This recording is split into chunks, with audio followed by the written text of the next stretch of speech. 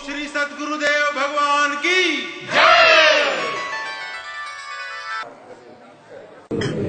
ओम अशरण शरण शरण प्रभु ले हो।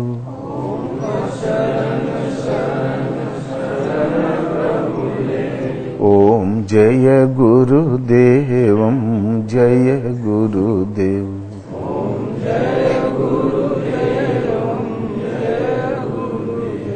सोई पावन सोई सुभग शरीरा,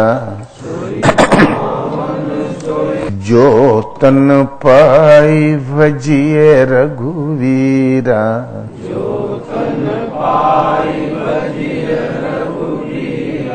नीति निपुण सोई परम सयाना,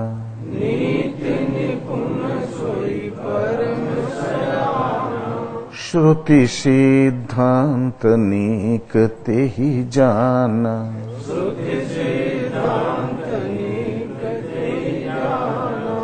दक्ष सकल लक्षण युत सोई,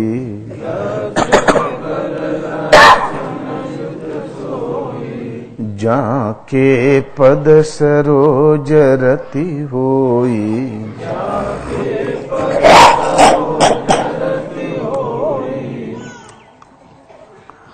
बोलो श्री राम जय राम जय जय राम। बोलो श्री राम जय राम जय जय राम। शोकुल धन्य उमा सुनु, जगत पूज्य सुपुनीत। श्री रघुवीर परायण, जहि नर उपज विनीत। हे पार्वती, वो सारा कुल कृतार्थ है जिस कुल में किसी एक का राम उन परम प्रभु के चरणों में अनुराग पैदा हो गया हो। सोई धर्मज्ञ, वो धर्म का विशेषज्ञ है, गुणी है, ज्ञाता है, पंडित है, दान दाता है, नीति में निपुण और परम सयाना है। कौन? कि राम उन परम प्रभु के चरणों में जिसका अनुराग पैदा हो गया हो। दक्ष सकल लक्षण युत सोई, जाके पद सरोज रति होई।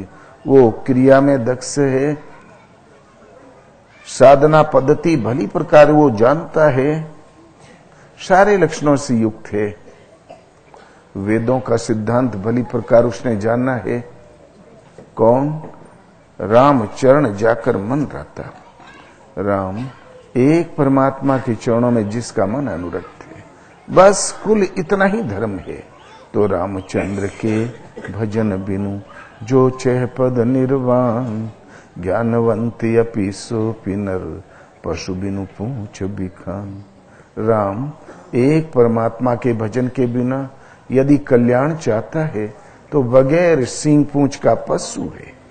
उसमें और बैल में कोई अंतर नहीं, फर्क इतना ही है कि सींग नहीं है, पूंछ नहीं है। असंभव है किसी दूसरे तरीके से मुक्ति। एक स्थान पर कहते हैं, सो सुख कर्म धर्म जरी जाओ, जहां न राम पद पंकज भाओ। जोग कुजोग ज्ञान अज्ञानु, जहां न राम प्रेम पर धानु। वो सुख, वो कर्म और उस धर्माचरण में आग लग जाए जहां न राम प्रेम प्रधानु, जहां राम उन परम प्रभु के चरणों में प्रेम की प्रधानता न हो। जोग कुजोगु ज्ञान या ज्ञानु, जहां न राम प्रेम प्रधानु। वो जोग नहीं कुजोग है, ज्ञान नहीं वो अज्ञान है, कर्म नहीं कुकर्म है और धर्म नहीं अधर्म है। जहां न राम प्रेम प्रधानु, जहां राम एक परमात्मा के चरणों में प्रेम की प्रधानता न हो। इसलिए सबको हर परिस्थिति में राम अथवा ओम किसी एक नाम का जाप हर समय करते रहना चाहिए। खाना खाते, पानी पीते, चलते फिरते, उठते बैठते, सो जाते, भला करो बुरा करो, हर परिस्थिति में नाम स्मरण बना रहे। स्मृति पटल पर नाम याद आया करे। सोने में सुहागा है, सुबह शाम बैठ के आधा घंटा समय अवश्य देना चाहिए। बोलो श्री राम जय जय राम। ओम जय सिया राम जय जय सिया राम।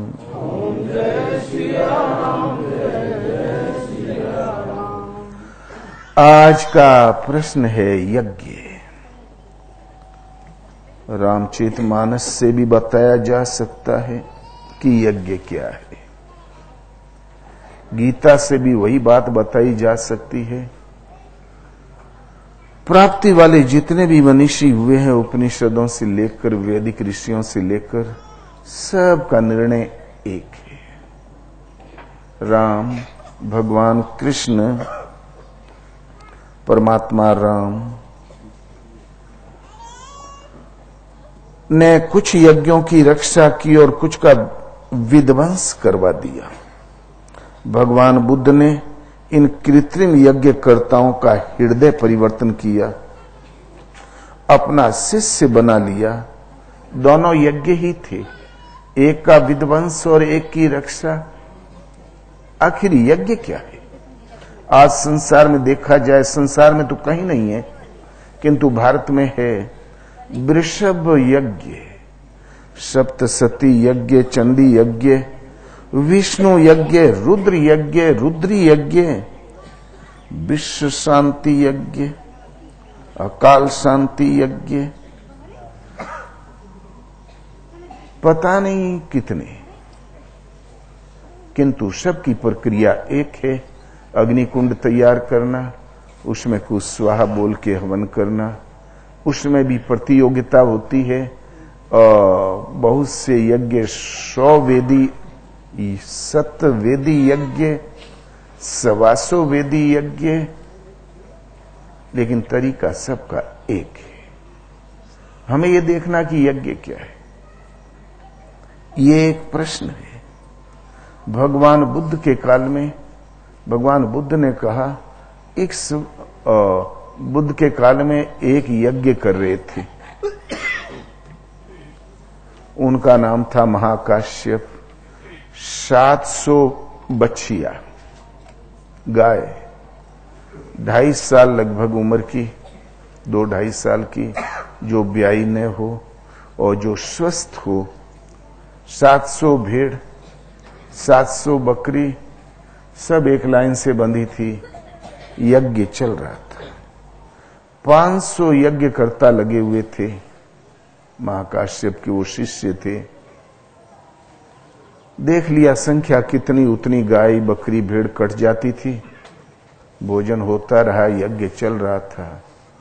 दान दाताओं के द्वारा पशु लाए जा रहे थे।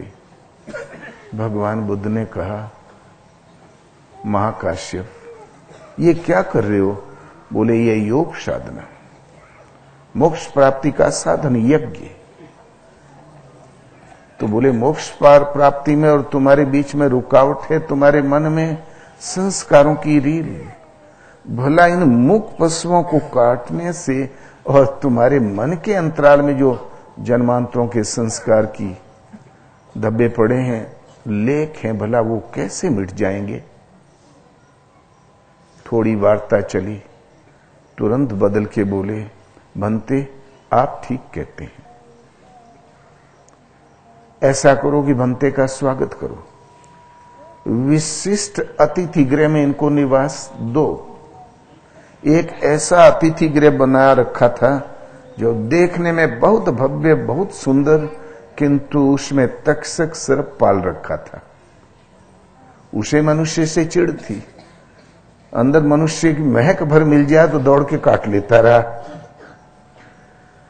बुद्ध को भी विशिष्ट अतिथि गृह मिल गया। सब तो जाके बढ़िया मुलायम गद्दे, सारी सुविधा सजा हुआ, तो सब तो शयन करते थे उसमें, किंतु भगवान बुद्ध ठहरे महात्मा, बैठ गए भजन में।